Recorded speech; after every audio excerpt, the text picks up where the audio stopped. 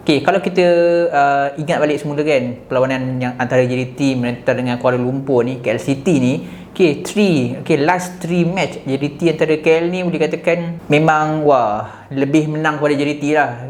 Final Piala Malaysia, yes, JDT kalah, tapi JDT berjaya tebus on Piala Sumbangsi. Dan sekarang JDT menang 3-0 pula Liga Super 2022. Dari sini aku boleh katakan Kuala Lumpur tak ambil pengajaran daripada apa yang berlaku sebelum ni. Malah JDT yang ambil kesempatan untuk nambah derita pasukan KL City ni. Jom aku nak ulas sikit perlawanan ni.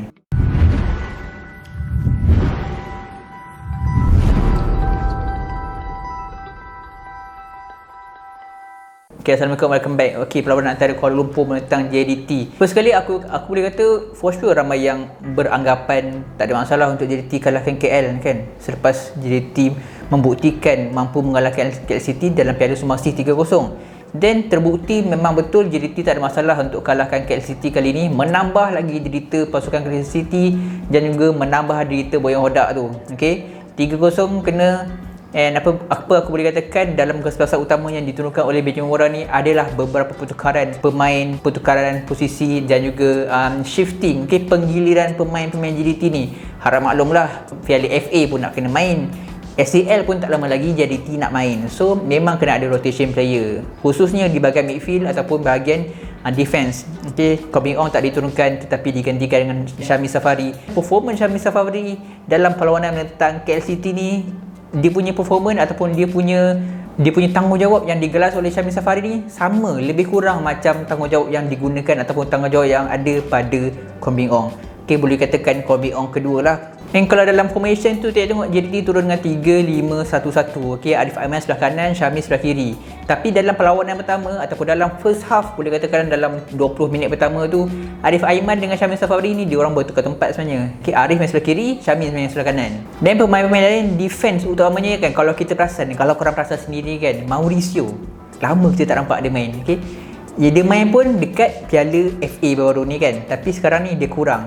Benjamin Mora lebih memilih untuk menggunakan gandingan Khalid Morga dan juga Shane Lowry. Semua ni aku rasa ini semua adalah persediaan ataupun preparation JDT sendiri untuk menghadapi saingan Piala FA dan khususnya saingan SCL tak lama lagi. Memang kena ada rotation lah, khususnya bahagian defense JDT ni. Untuk forward macam biasa tak ada masalah, JDT ataupun Benjamin Mora kekalkan dengan Bersen da Silva dan juga Fernando Fraser. Cuma kali ni Fernando Fraser dan juga Bersen da Silva bergandingan di bahagian tengah lah. Nampak macam Fernando Fraser ni second striker, tapi dia lebih nampak macam striker juga, macam center forward juga. Dua-dua player ni, Bersen dan juga Fernando Fraser ni lebih kurang macam the main striker for JDT lah pada perlawanan menentang KL City ni kan. Dan midfield yang lain ada Arif Aiman, Dina Suinsa, Leandro Velasquez, dan juga Syamil Safari pun main bahagian tengah, tetapi kadang-kadang dia akan backup bahagian bawah, sama juga macam Arif Aiman walaupun dia main sebagai wing kanan ataupun midfield sebelah kanan, tapi kadang-kadang bila perlukan pertahanan, perlukan backup di bahagian defense, Arif Aiman akan turun, Syamil Safari akan turun. So semua tu boleh katakan taktikal yang sangat common untuk JDT ni kan. Coach pasukan lain boleh nampak benda ni sangat common untuk pasukan JDT sepanjang match ketiga. Baru match ketiga ni memang nampak JDT sangat selesa dengan taktikal 3-4-3 ataupun 3-5-1, 3-5-2, 3-5-1-1 apa semua ni, dengan meninggalkan 3 saja defense. JDT dah biasa dengan taktikal ni dan aku rasa JDT akan teruskan taktikal ni sampai hujung musim. Wow, memang menarik lah taktikal ni. Jom kita sembang sikit berkenaan dengan player-player JDT ni. First kali Bersen da Silva. Bersen da Silva memang on form lah, khususnya jaringan dia first dia jaringkan penalty kan. Dan second gol dia menggunakan kaki kiri pada penghujung perlawanan. Aku boleh katakan gol Bersen da Silva ni, aku tak tahu dah, tapi boleh katakan almost semua player JDT ni dua-dua kaki dia hidup. Akhir Rashid kanan kiri hidup, Bersen da Silva kanan kiri hidup. Benda ni semua sangat penting dan sangat memberi kesan kepada pasukan pihak lawan, khususnya keeper tu. Keeper KL City tu dia dah keliru dah. Bersen ni nak tendang kaki kanan ke kaki kiri, dah dia tengok itu je. Kaki kiri Bersen padu gila bang, kaki kanan dia pun padu gila.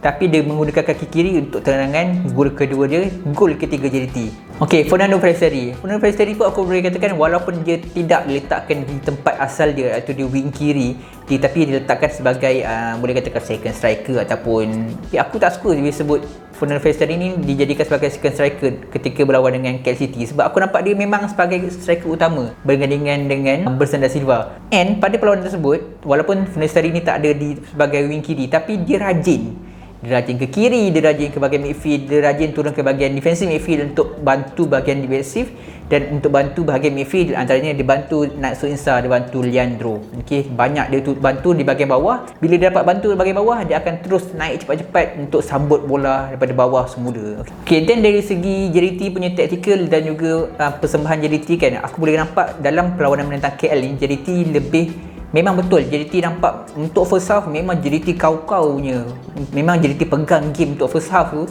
dan second game ataupun second half KL dah start membuat perancangan baru dengan kemasukan Romel Morales pula tu. Memang nampak pada separuh masa kedua pasukan Kuala Lumpur seperti ada nyawa-nyawa untuk memberi saingan kepada pasukan JDT. Okay? Romel Morales tu dengan ketinggian dia, dengan kelincahan larian dia laju kan, ketinggian dia, bola tu sangat bahaya bila ada set piece daripada luar kotak penalti masuk dalam kotak penalti JDT kan.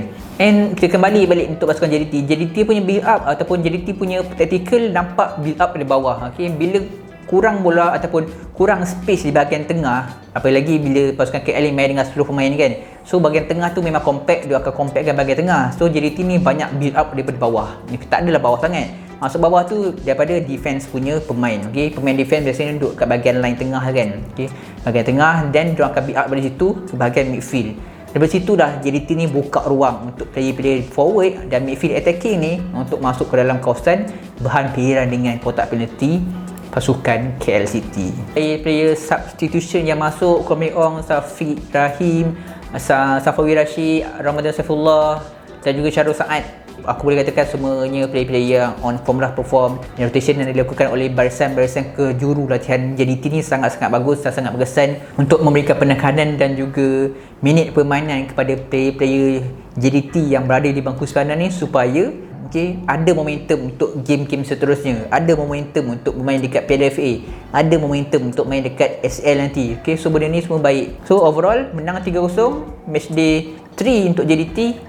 Setakat ni tak ada bolos lagi. Cantik, cun. Jom kita tunggu untuk next match. Thank you.